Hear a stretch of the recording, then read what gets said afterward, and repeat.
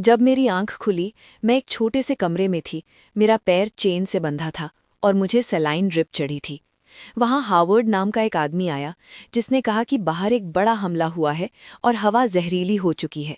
इसलिए उसने मुझे अपने अंडरग्राउंड बंकर में लाकर बचाया है। हावर्ड ने मुझे क्रचेस दिए, पर मैंने उनमें से एक को नुकीला करके उस पर हमला करने की कोशिश की, मगर वो नाकाम रही। तभी मैंने बाहर उसका वही ट्रक देखा जिसने मेरी कार को टक्कर मारी थी। बंकर में एक और लड़का था, एमिट, जिसने बंकर बनाने में हावर्ड की मदद की थी।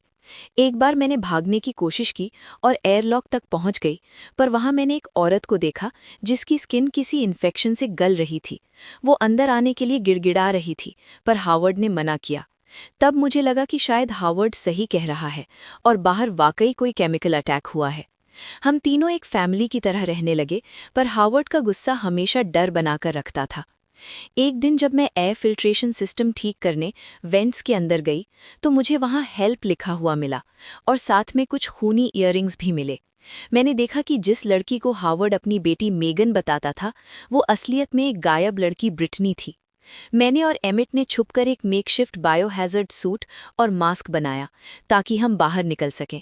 पर हावर्ड को पता चल गया और उसने एमिट को गोली मार दी। मैंने हिम्मत नहीं हारी और हावर्ड पर एसिड गिराकर और बंकर में आग लगाकर वहां से भाग निकली। बाहर आकर मैंने मास्क हटाया तो हवा साफ थी, पर असली खतरा कुछ और ही था। आसमान में बड़े बड़े एलियन हॉवरक्राफ्ट्स घूम रहे थे।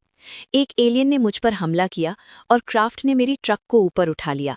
मैंने मौका देखकर एक विस्की बॉटल और लाइटर से मोलोटोव कॉकटेल बनाया और उसे एलियन क्राफ्ट के मुंह में फेंक दिया, जिससे वो फट गया।